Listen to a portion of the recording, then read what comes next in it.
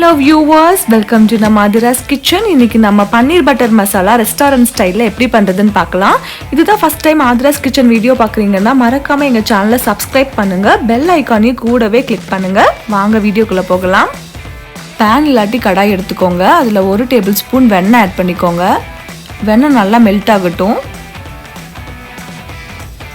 வெண்ணெய் மெல்ட் ஆனதும் நான் 2 பெரிய வெங்காயத்தை இந்த மாதிரி பீஸ் பீஸா கட் பண்ணி ஆட் பண்ணிக்கிறேன். இது ஒரு 4 லிருந்து 5 நிமிஷம் வெண்ணெயிலே நல்லா வதக்கி விடுங்க. ஃப்ளேம் மீடியம்ல வச்சுக்கோங்க. இப்போ 4 to 5 மினிட்ஸ்க்கு அப்புறம் பார்த்தீங்கன்னா வெங்காயம் நல்லா டிரான்ஸ்பரண்டா இருக்கு பாருங்க. இந்த ஸ்டேஜ்ல தக்காளி நீங்க ஆட் பண்ணிக்கோங்க. நான் 3 தக்காளி கட் பண்ணி ஆட் பண்ணியிருக்கேன். தக்காளி நல்லா பெருசா இருந்துச்சுன்னா நீங்க 2 தக்காளி மட்டும் அளவா ஆட் பண்ணிக்கலாம்.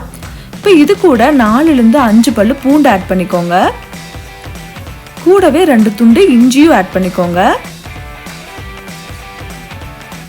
இது கூட முந்திரி பருப்பு ஒரு 7-8 முந்திரி பருப்பு ஆட் பண்ணிக்கோங்க. ஆட் பண்ணி இது எல்லாத்தையும் நல்லா வதக்கிக்கோங்க.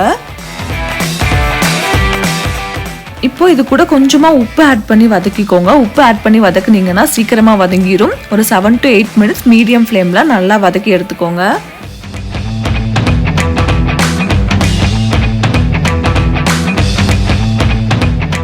8 மினிட்ஸ் பக்கம் ஆயிடுச்சு. தக்காளி வெங்காயம் எல்லாம் நல்லா வதங்கிடுச்சுங்க. இப்போ நீங்க ஸ்டவ் ஆஃப் பண்ணிட்டு இது ஒரு 5 மினிட்ஸ் ஆற விட்டுருங்க. ஆறுனதுக்கு அப்புறமா மிக்ஸி ஜார்ல ஆட் பண்ணி நல்லா ஃபைன் பேஸ்டா அரைச்சு எடுத்துக்கோங்க. இந்த மாதிரி அரைச்சு எடுத்துக்கோங்க. நான் பேன்ல 4 டேபிள் ஸ்பூன் பட்டர் ஆட் பண்ணிக்கிறேங்க. பட்டர் நல்லா மெல்ட் ஆகட்டும்.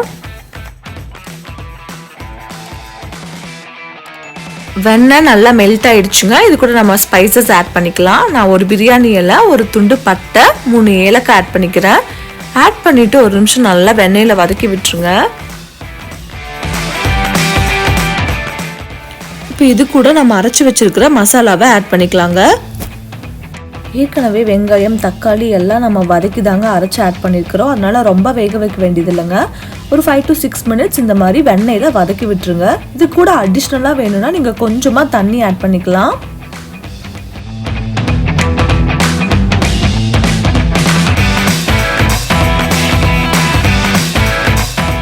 ஃபைவ் மினிட்ஸ்க்கு அப்புறம் மசாலா நல்லா வதங்கிடுச்சுங்க. இது கூட நான் 1.5 டீஸ்பூன் கரம் மசாலா ஆட் பண்ணிக்கிறேன். Red chilli powder 1.5 teaspoon add பண்ணிக்கிறேன். உங்களுக்கு வேணும்னா இன்னும் கொஞ்சம் ஆட் பண்ணிக்கோங்க. உப்பு தேவையான அளவுக்கு நான் ஆட் பண்ணிக்கிறேன். மஞ்சள் தூள் 1/4 டீஸ்பூன் அளவுக்கு ஆட் பண்ணிக்கோங்க. இது எல்லாத்தையும் நல்லா கலந்து விட்டுட்டு ஒரு 3 மினிட்ஸ் வேக வச்சிருங்க மீடியம் ஃப்ளேம்ல.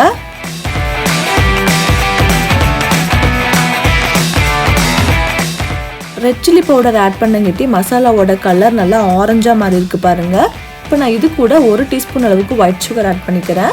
பன்னீர் பட்டர் மசாலா கூட சுகர் ஆட் பண்ணுறங்கிட்டி கொஞ்சம் டேஸ்ட் நல்லா தூக்கலா இருக்குங்க. சுகர் ஆட் பண்ணதுக்கு அப்புறமா அது நல்லா கலந்து விட்டுருங்க.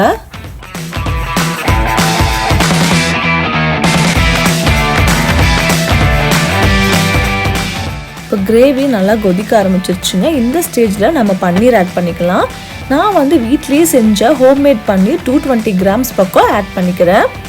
நம்ம வீட்லேயே சுலபமாக பன்னீர் ரெடி பண்ணலாங்க. அது எப்படி ரெடி பண்ணலாங்கிற வீடியோவோட டேக் இப்போ இந்த வீடியோவில் அப்பியர் ஆகும். அப்படி இல்லைன்னா வீடியோவோட லிங்கை நான் டிஸ்கிரிப்ஷன் பாக்ஸில் ஆட் பண்ணுறேன். நீங்கள் செக் பண்ணி பார்த்துக்கோங்க. இப்போ பன்னீர் எல்லாமே ஆட் பண்ணியாச்சுங்க. இது நல்லா கலந்து விட்டுக்கோங்க. ஒரு மூடி போட்டு இதை க்ளோஸ் பண்ணிடுங்க. க்ளோஸ் பண்ணி மீடியம் ஃப்ளேமில் ஒரு 3 to 4 மினிட்ஸ் மட்டும் வேக வச்சு எடுத்துக்கோங்க. இப்போ 4 மினிட்ஸ் பக்கம் ஆயிடுச்சு. நம்ம ஓப்பன் பண்ணி பார்க்கலாம். சூப்பராக மணக்க பன்னீர் பட்டர் மசாலா ரெடி ஆயிடுச்சுங்க. இது நல்லா மிக்ஸ் பண்ணி விட்டுக்கோங்க. ரொம்ப அழுத்தி மிக்ஸ் பண்ணிங்கன்னா பன்னீர் உடஞ்சிரும். அதனால கொஞ்சம் மேலாப்பில் மிக்ஸ் பண்ணிக்கோங்க. இப்போ இது கூட நான் 1 டேபிள் ஸ்பூன் பட்டர் ஆட் பண்ணிக்கிறேன். நீங்கள் கடைசியாக பட்டர் ஆட் பண்ணுறதுனால பன்னீர் பட்டர் மசாலா இன்னும் நல்லா க்ரீமியாக இருக்குங்க. அதுக்காக தான் நான் ஆட் பண்ணிக்கிறேன். வேண்டாம்னா நீங்கள் விட்டுறலாம், அது உங்களோட ஆப்ஷன். இப்போ இது நல்லா கலந்து விட்டுக்கோங்க.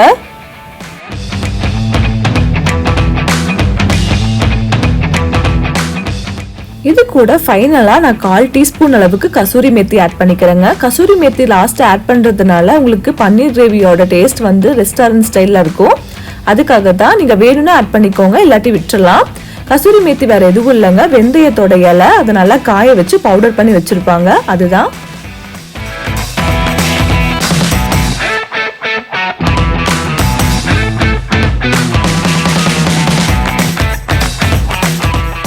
நம்மளோட பன்னீர் பட்டர் மசாலா சுட சுட சூப்பராக ரெடி ஆயிடுச்சுங்க. எவ்வளோ க்ரீமியாக இருக்குது பாருங்கள்.